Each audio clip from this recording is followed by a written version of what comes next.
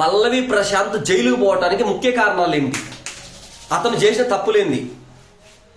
అసలు ఆయన ఎందుకు జైలుకు పోయాడు?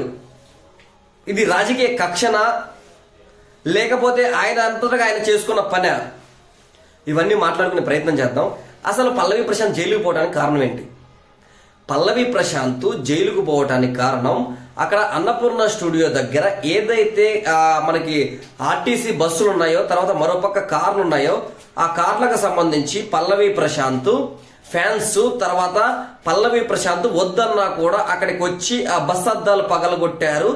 దానికి గాను మేము గవర్నమెంట్ గా మేము సుమోటో కేసులు చేస్తున్నాము, అతని మీద కొన్ని సెక్షన్ల కింద కేసులు నమోదు చేస్తున్నాము అని చెప్పడం జరిగింది. అసలు పల్లవి ప్రశాంత్ దగ్గరుండి బస్సును పగలగొట్టించాడా, లేకపోతే బస్సు అద్దం పగిలిపోయాక పల్లవి ప్రశాంత్ అక్కడ చేరుకున్నాడు అనేది మాట్లాడుకుందాం.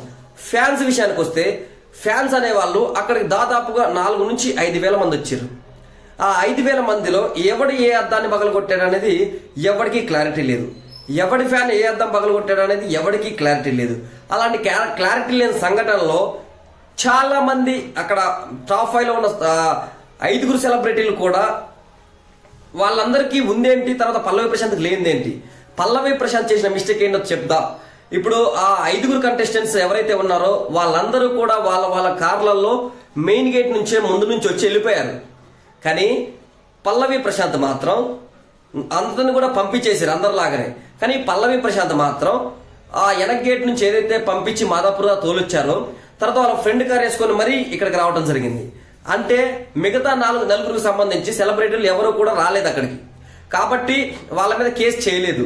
పల్లవి ప్రశాంత్ అయితే గవర్నమెంట్ కి సంబంధించి కొన్ని 144 సెక్షన్ సంబంధించి ఉల్లంఘించాడు కాబట్టే ఈరోజు పల్లవి ప్రశాంత్ జైలుకి వెళ్ళడం జరిగింది.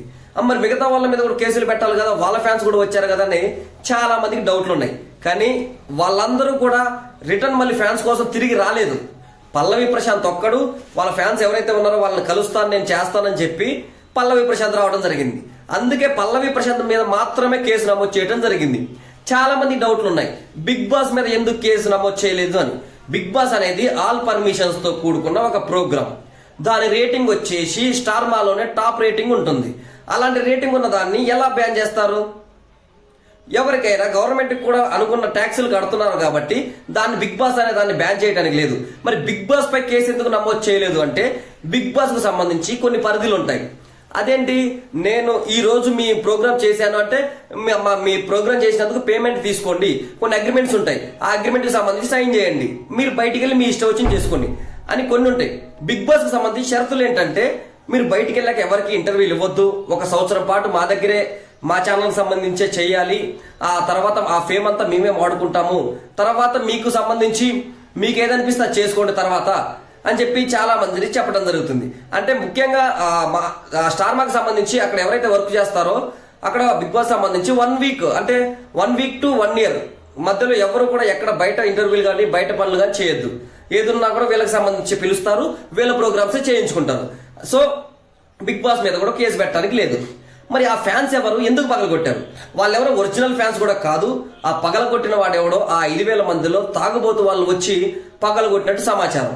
ఎందుకంటే అక్కడ ఫ్యాన్స్ ఎవరైతే ఉన్నారో ఫ్యాన్స్ చూడటానికి వస్తారు తప్ప, వాళ్ళకి సంబంధించిన సెలబ్రిటీని చూడటానికి వస్తారు తప్ప ఎవరు కూడా విధ్వంసం సృష్టిస్తామని ఎవరు రారు. సో కొంతమంది తాగిన బీకారగాళ్ళు చాలా మీడియాలకు చెప్పడం జరిగింది. ఏమని, ఆ పల్లవి ప్రశాంత్ వల్లనే బస్ అద్దాలు పగలగొట్టింది మావోడే, పల్లవి ప్రశాంత్ వల్లనే బస్ అద్దాలు పగలగొట్టామని ఎవడో తాగుబోతు చెప్పడం జరిగింది. దాన్ని కూడా కొంచెం పరిగణనకు తీసుకొని వాడిని కూడా ఫ్యాన్స్ కిందకి వేసుకొని పల్లవి ప్రశాంత్ ఏదైతే బిగ్ మిస్టేక్ చేశాడో, ఏది మాదాపూర్ నుంచి బయలుదేరి మళ్ళీ ఇక్కడికి వచ్చి వాళ్ళందరినీ కలవటం, సో దానివల్ల లా అండ్ ఆర్డర్ ప్రాబ్లం వచ్చి పోలీసులు పల్లవి ప్రశాంత్ అరెస్ట్ చేయడం జరిగింది. పల్లవి ప్రశాంత్ మీద పెట్టిన కేసులు కూడా ఆ సెక్షన్స్ కూడా పెద్దవేమీ కావు. అవి ఏంటి, జస్ట్ అక్కడ జరిగిన సంఘటన ఆధారంగా తీసుకొని పెట్టిన సెక్షన్సే తప్ప పల్లవి ప్రశాంత్ని ఇరికించాలన్న కోణంలో పెట్టిన సెక్షన్స్ కావు. పోలీసు వారు వాళ్ళ పనులు వాళ్ళు చేసుకుని వెళ్ళిపోయారు. గవర్నమెంట్ వాళ్ళు చేసే ప్రొసీజర్ వాళ్ళు చేశారు. ముఖ్యంగా మరో పక్క లాయర్ చూసుకుంటే, ఎవరైతే పల్లవి ప్రశాంత్ లాయర్ ఉన్నారో ఆ లాయర్ గారు నిన్న ప్రజావాణిలో రేవంత్ రెడ్డి గారిని కలవడం జరిగింది. రేవంత్ రెడ్డి గారిని కలిసి వాళ్ళ వాదనలు వినిపించడం జరిగింది. సార్ మా సిచ్యువేషన్ ఇది, మా క్లయింట్ పరిస్థితి ఇది అని చెప్పి చెప్పడం జరిగింది. సో దానికి సంబంధించి కోర్టు ముందుగానే ఎలక్ట్ అయిపోయి నాంపల్లి కోర్టులో నిన్న బెంచ్ మీదికి ఈ వాదనలు ప్రతివాదనలన్నీ జరగడం జరిగింది.